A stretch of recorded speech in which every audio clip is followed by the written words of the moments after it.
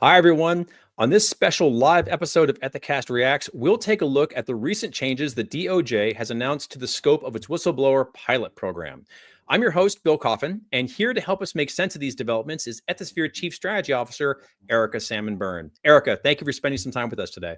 Oh, Bill, there is no better way to spend a Friday afternoon, in my opinion, than talking about the DOJ's new guidance. Well, let's get right into it.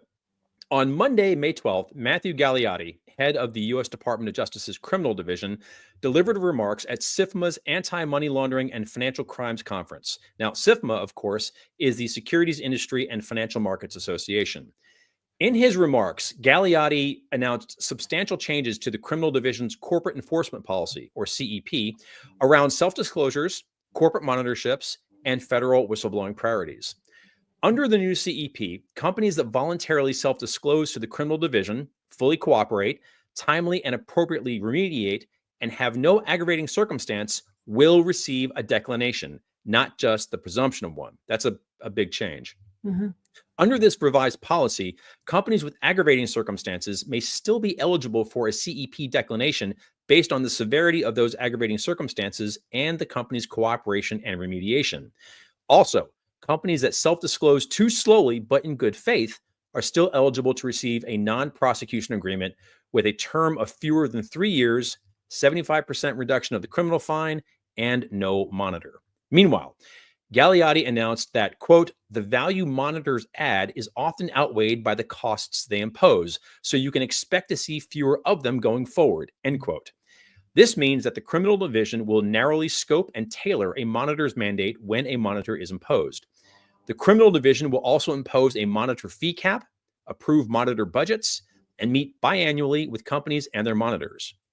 But what we're going to focus on today is the third part of Galeotti's remarks on the changes to the corporate whistleblower program, quote, to reflect our focus on the worst actors and most egregious crimes, end quote.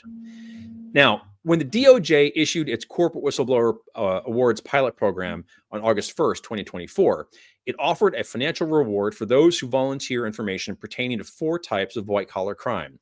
Certain crimes involving financial institutions, from traditional banks to cryptocurrency businesses, foreign corruption involving misconduct by companies, domestic corruption involving misconduct by companies, or healthcare fraud schemes involving private insurance plans. Mm-hmm. To reflect the Trump administration's priorities, the DOJ has added the following eligible crimes to the pilot program: procurement and federal program fraud, trade, tariff, and customs fraud, violations of federal immigration law, and violations involving sanctions, as well as material support of foreign terrorist organizations, cartels, and transnational criminal organizations. This includes money laundering, narcotics, and Controlled Substances Act violations. Okay, Erica, that's a lot. So Yep. let's try to unpack this. There has been some commentary in the legal community that these new changes appear to have been developed rapidly and without a whole lot of internal consultation or even warning. So do these new whistleblowing priorities truly align with the original intent of the Whistleblower Pilot Program? And what new risks do you see arising for organizations because of these changes?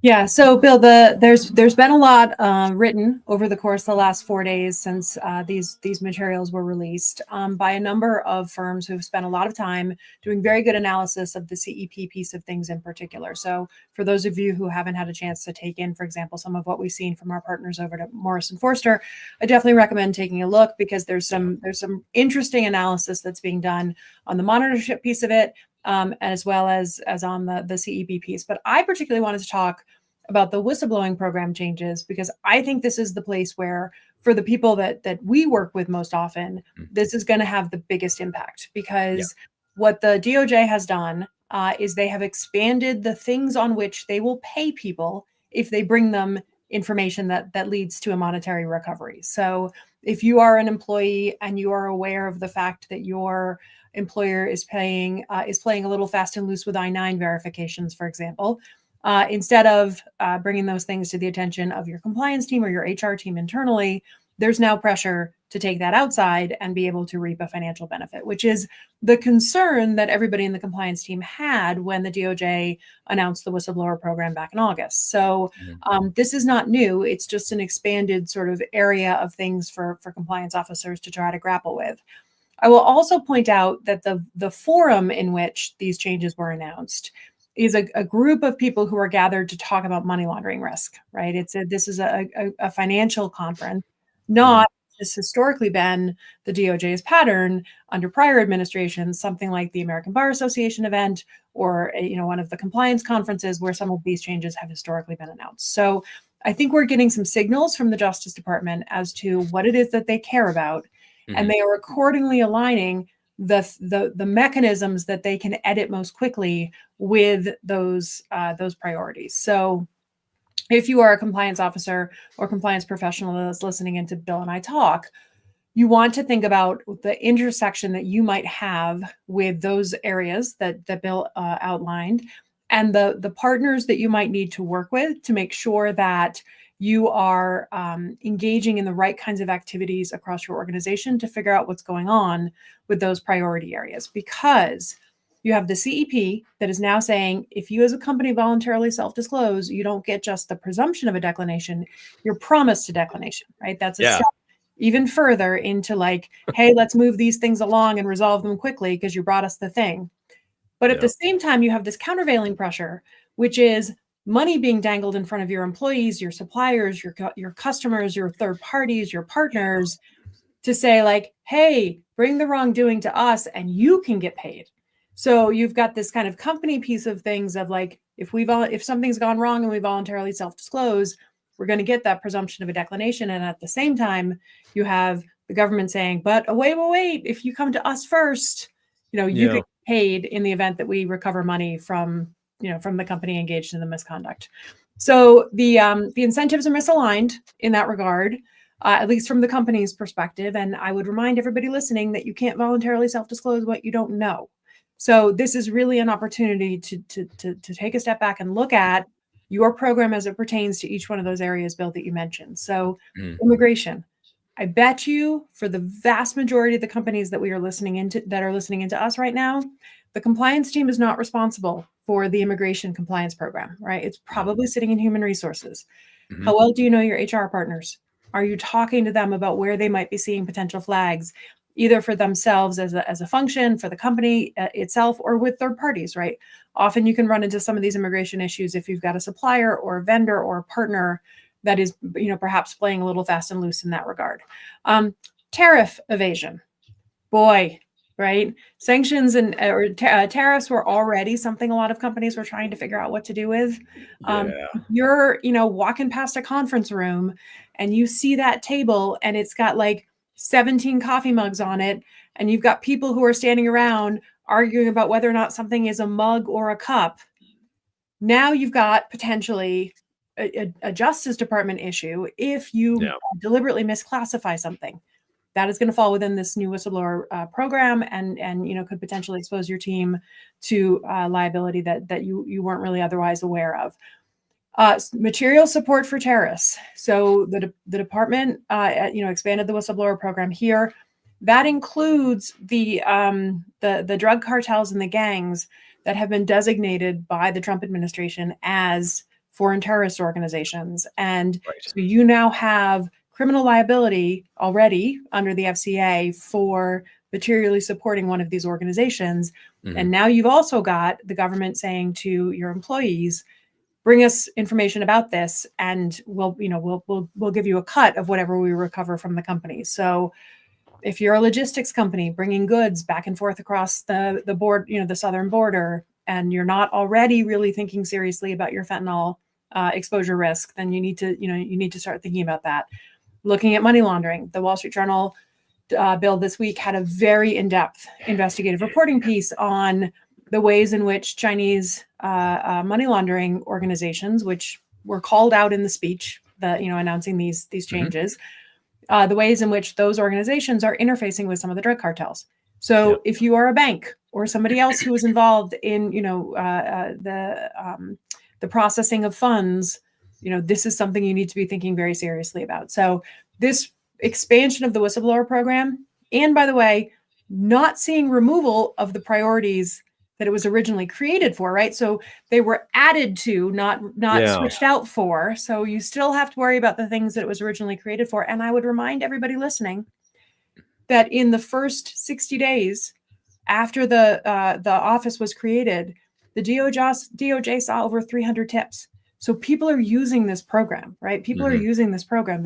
The incentive of being able to share in whatever outcome there might be is something that's going to cause people to pick up the phone and call the government. So really thinking as a program, how do we make sure that our people bring us these issues first so that we can deal with them? How do we counter this incentive? It's work we've got to double down on. Yeah. Now, you had mentioned earlier that the DOJ is sending signals by what they said and how they said it and where they said it. And where they said it. Yep. Now with that in mind, I'd like to talk about those initial categories that you just talked about. What are we really to make of the addition of these new whistleblowing priorities, in light of the non-removal of the pre-existing ones? And I guess what I'm really getting at is, should we see these new priorities as the only priorities, really, from a department that may not be, much interested anymore in pursuing those earlier named types of fraud?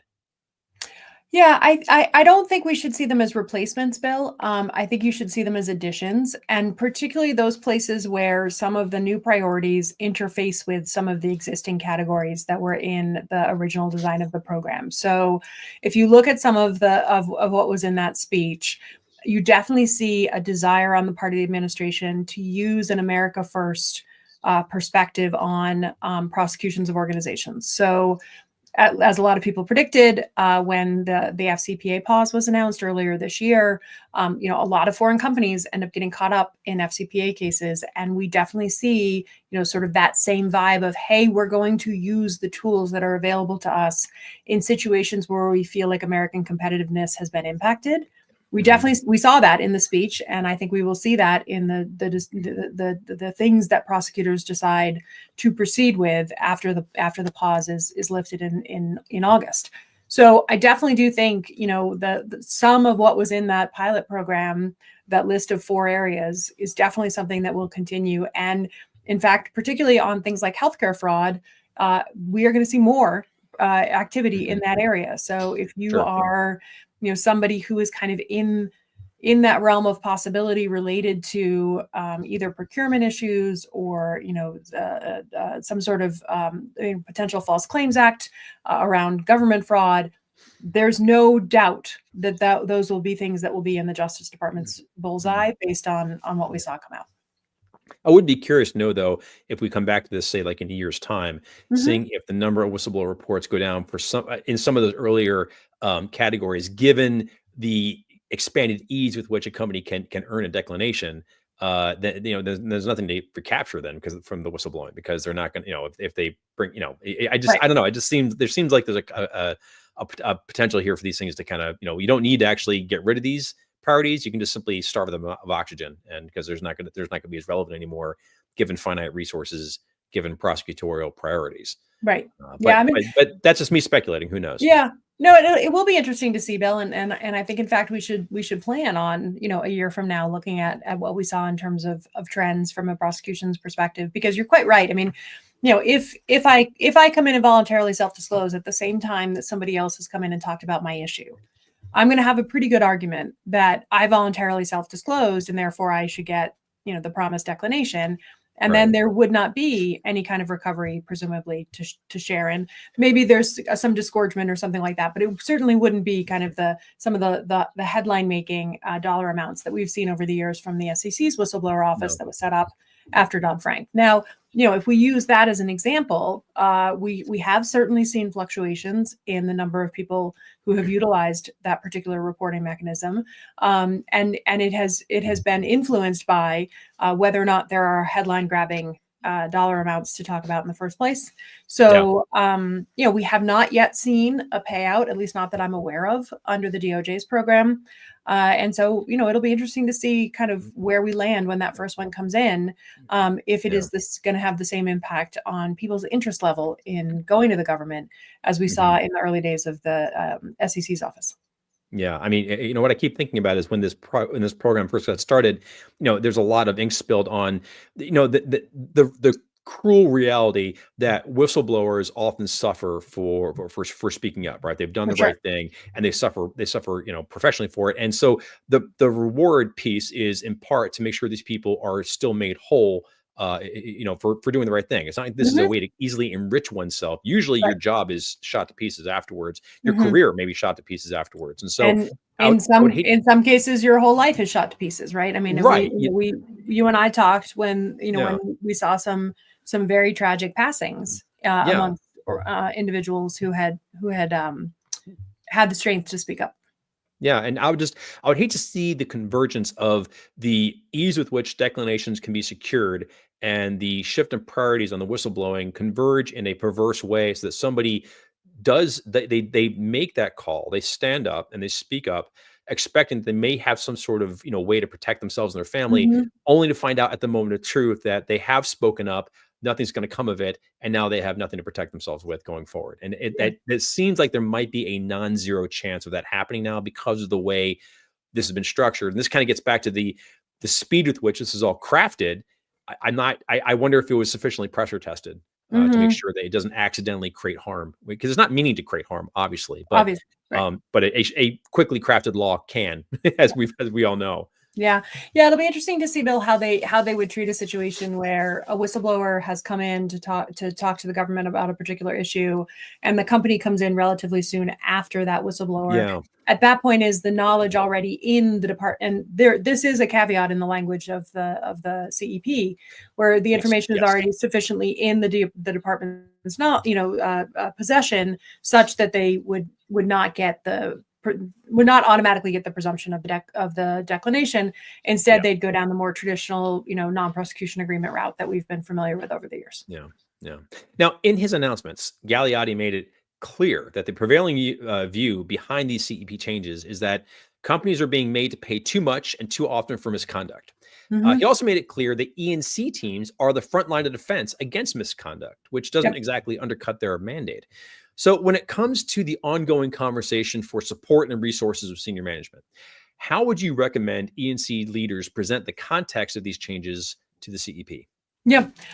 Yeah, I think that it was heartening to see the mention of frontline ENC teams and the Yeah, critically that was important awesome. work that they do. I was very pleased to see that, and I also think there is probably a sense of relief amongst many compliance officers that that there is an acknowledgement on the part of the government that you can have a very good program and mistakes can still happen. So Right. sort of the Yeah. presumption of perfection is a little bit lessened than perhaps it has been in prior administrations. And I think there were probably a lot of people who welcomed that piece of the development.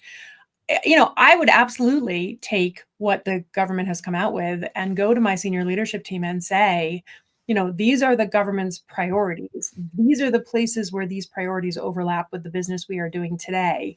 And either our program's in good shape and can continue doing the work it's doing and should continue doing the work it's doing, or we need to think about these other areas as areas of risk that perhaps we haven't mitigated as effectively as we would like to. So, maybe I pulled some data, Bill, on some of the areas that the DOJ indicated they're particularly focused on, and just about a little bit less than half of our data set has somebody on the ENC team with sanctions and tariff background, right, with a trade Mhm. background. Well, Yeah. if you don't have trade on your team, and trade sits somewhere else in your business, please go meet your trade people today if you don't already know them very well, right? Similarly, with the immigration issue, and particularly with its intersection with third party risk management, how are you as an organization thinking about the exposure you may have through your value chain partners to some of these potential immigration crackdowns and these issues? And then the FTO piece, right, the foreign terrorist organization, the designation of cartels as those kinds of groups, that's absolutely something that every compliance officer needs to be thinking carefully about right now. So I would take what the Justice Department has said, compare it to, kind of your program priorities today, and then make sure you're talking to leadership about what you might need to be able to be the kind of credit-worthy program that would get you that presumption of a declination. Because there's a formula in the CEP and a flow chart, A right? flow chart. Yeah. We have a flow chart. There's a flow chart in the CEP that shows, did you bring it to us? Did you bring it quickly? Are you cooperating fully? Have you learned, right? So there was a lot of language in the speech about companies that have learned from their mistakes and are willing to mitigate the things that cause them. So that's compliance programs, people, right? Learning from our mistakes and trying to mitigate things that cause those mistakes. That's what compliance teams do. So this, from my perspective, is good news out of the government in terms of how they're thinking about the importance of the E&C function.